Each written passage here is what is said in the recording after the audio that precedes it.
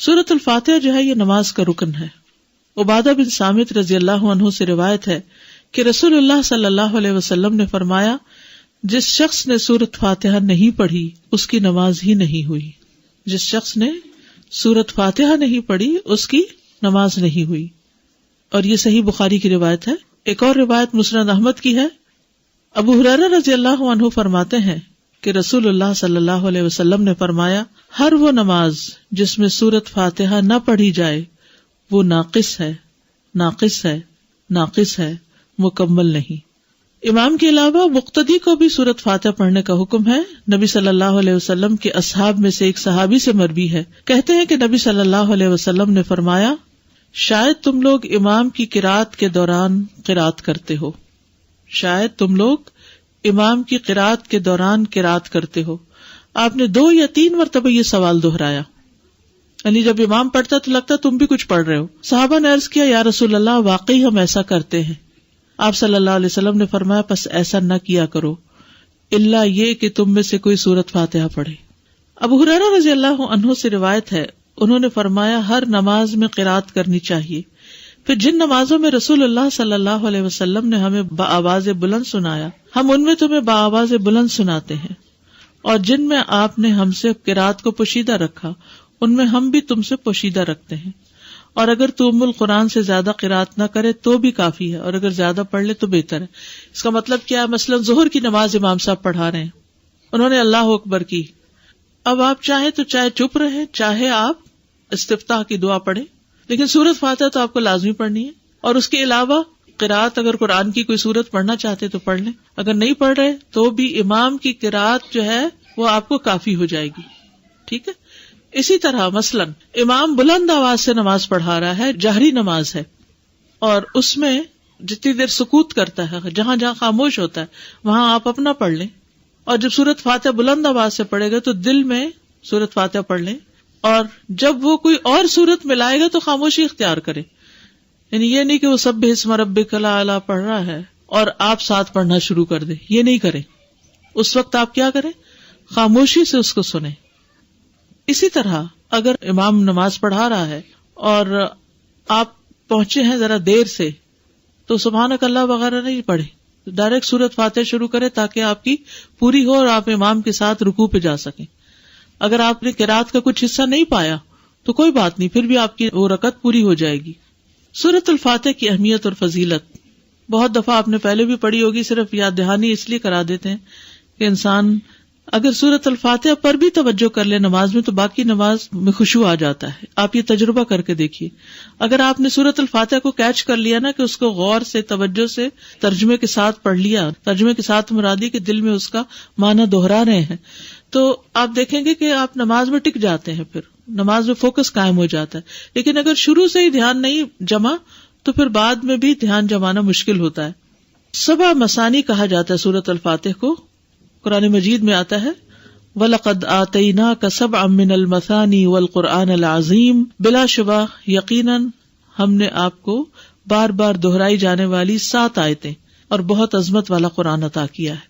یعنی سورۃ الفاتحہ جو ہے سب سے زیادہ قرآن کا حصہ ہم نماز میں اسی کو دہراتے ہیں. یعنی اور کوئی قرآن کا حصہ اتنا نہیں پڑھا جاتا جتنی ریپیٹیشن سورۃ الفاتحہ کی ہوتی ہے، نماز کے اندر بھی اور نماز کے علاوہ بھی. تو اسی لیے اس کو 7 من المثانی، دہرائی جانے والی 7 آیتیں. رسول اللہ صلی اللہ علیہ وسلم نے فرمایا اللہ عز و جل نے ام القرآن فاتحہ جیسی سورت نہ تورات میں نازل فرمائی اور نہ ہی انجیل میں، اور یہی 7 مثانی ہے. اور اللہ تعالیٰ فرماتے ہیں یہی سورت میرے اور میرے بندے کے درمیان تقسیم شدہ ہے اور میرے بندے کو وہی ملے گا جو وہ مانگے گا. کیسے تقسیم شدہ ہے؟ بہت ہی خوبصورت حدیث ہے یہ. ابو ہریرہ نبی صلی اللہ علیہ وسلم سے روایت کرتے ہیں کہ آپ نے فرمایا جس نے کوئی نماز پڑھی اور اس میں ام القرآن کی قرات نہ کی تو وہ ناقص ہے. 3 مرتبہ فرمایا، یعنی پوری ہی نہیں. ابو ہریرہ سے کہا گیا ہم امام کے پیچھے ہوتے ہیں. انہوں نے کہا اس کو اپنے دل میں پڑھ لیا کرو، کیونکہ میں نے رسول اللہ صلی اللہ علیہ وسلم سے سنا آپ فرما رہے تھے اللہ تعالیٰ نے فرمایا میں نے نماز اپنے اور اپنے بندے کے درمیان آدھی آدھی تقسیم کی ہے. اور یہاں نماز سے مراد کیا ہے؟ سورۃ الفاتحہ. اور میرے بندے نے جو مانگا وہ اس کے لیے ہے. اور اگر اوور آل اس کو لے تو نماز میں کچھ حصہ اللہ سبحانہ وتعالیٰ کی تسبیح ہے، حمد ہے، اور کچھ حصہ دعا ہے.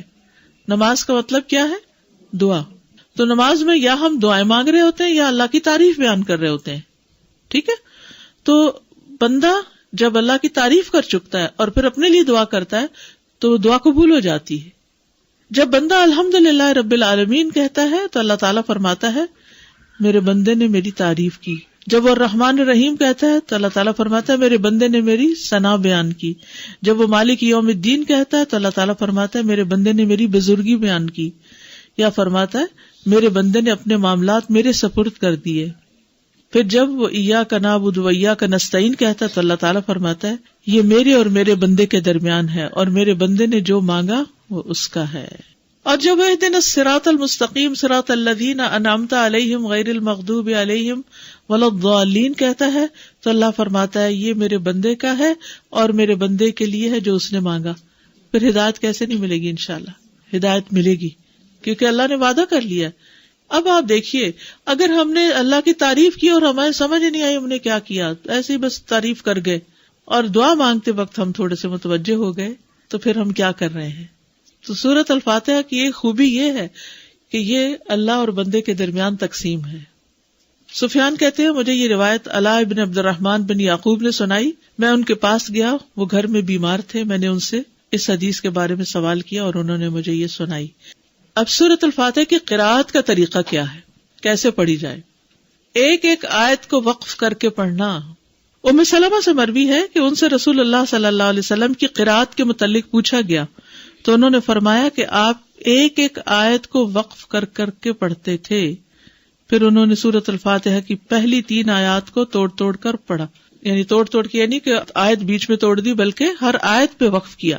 بسم اللہ الرحمن الرحیم الحمد للہ رب العالمین الرحمن الرحیم مالک یوم الدین. اور پھر کہتی ہیں کان یقطع قراءتہ آیتن آیتن کہ نبی صلی اللہ علیہ وسلم ایک ایک آیت کو وقف کر کے پڑھتے تھے. پھر آپ صلی اللہ علیہ وسلم الفاتحہ پڑھتے، آپ اس کی ایک ایک آیت الگ الگ کر کے پڑھتے. بسم اللہ الرحمن الرحیم پڑھتے، پھر رک جاتے، پھر الحمدللہ پڑھتے اور پھر باقی بھی اسی طرح آخر تک. اسی طرح آپ کی تمام قرات تھی. آپ آیات کے اختتام پر رک جاتے اور ایک آیت کو دوسری سے ملا کر نہیں پڑھتے. حضرت عبداللہ بن عباس فرماتے ہیں کہ ایک دن جبریل علیہ السلام رسول اللہ صلی اللہ علیہ وسلم کے پاس بیٹھے ہوئے تھے، کیونکہ آپ کو معلوم ہے نا کہ جب وہ وحی لاتے تھے تو آپ کے پاس بیٹھتے تھے، کہ انہوں نے اپنے اوپر ایک زوردار آواز سنی. انہوں نے اپنا سر اٹھایا، پھر فرمایا یہ آسمان کا ایک دروازہ ہے جو آج سے پہلے کبھی نہیں کھلا. پھر فرمایا یہ ایک فرشتہ ہے جو آج سے پہلے زمین پر کبھی نہیں اترا. پھر اس فرشتے نے آپ صلی اللہ علیہ وسلم کو سلام کیا اور 2 نوروں کی خوشخبری دی اور کہا یہ 2 نور آپ ہی کو دیے جا رہے ہیں، آپ سے پہلے کسی نبی کو نہیں دیے گئے. ایک سورۃ الفاتحہ اور دوسرا سورۃ البقرہ کی آخری 2 آیات. آپ جب کبھی ان دونوں میں سے کوئی کلمہ تلاوت کریں، یعنی سورۃ فاتحہ پڑھیں یا سورۃ البقرہ کی آخری آیات پڑھیں، تو آپ کو طلب کردہ چیز ضرور عطا کی جائے گی، یعنی اس کے بعد دعا قبول ہوتی ہے. صحیح مسلم کی روایت ہے. تو اس سے پتہ چلتا ہے کہ سورۃ الفاتحہ کتنی عظیم سورت ہے اور اس کا پڑھنا کتنا بابرکت ہے. اور اللہ سبحانہ وتعالیٰ نے رسول اللہ صلی اللہ علیہ وسلم پر خاص انعام فرمایا اور آپ کو یہ سورت عطا فرمائی. قرآن پاک میں آتا ہے وَلَقَدْ آتَيْنَاكَ سَبْعًا مِّنَ الْمَثَانِي وَالْقُرْآنِ الْعَظِيمِ کہ ہم نے آپ کو 7 بار بار دہرائی جانے والی آیات عطا کی ہیں، اور اس سے مراد سورۃ الفاتحہ ہی ہے. ایک اور حدیث ہے جو بخاری کی ہے.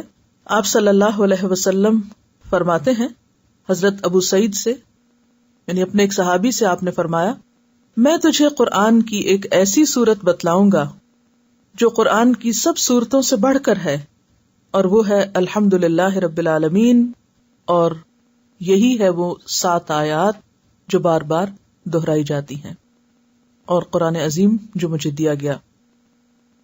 حضرت ابو ہریرہ رضی اللہ عنہ فرماتے ہیں کہ آپ صلی اللہ علیہ وسلم نے فرمایا سورۃ الحمد ہی ام القرآن ام الکتاب اور دہرائی ہوئی 7 آیات ہیں. یہ ترمذی کی روایت ہے. اس سورت کا نام الشفا بھی ہے اور الرقیہ بھی ہے، یعنی اس کے ذریعے دم بھی کیا جاتا ہے، شفا بھی حاصل ہوتی. اور ویسے تو قرآن سارے کا سارا ہی شفا ہے.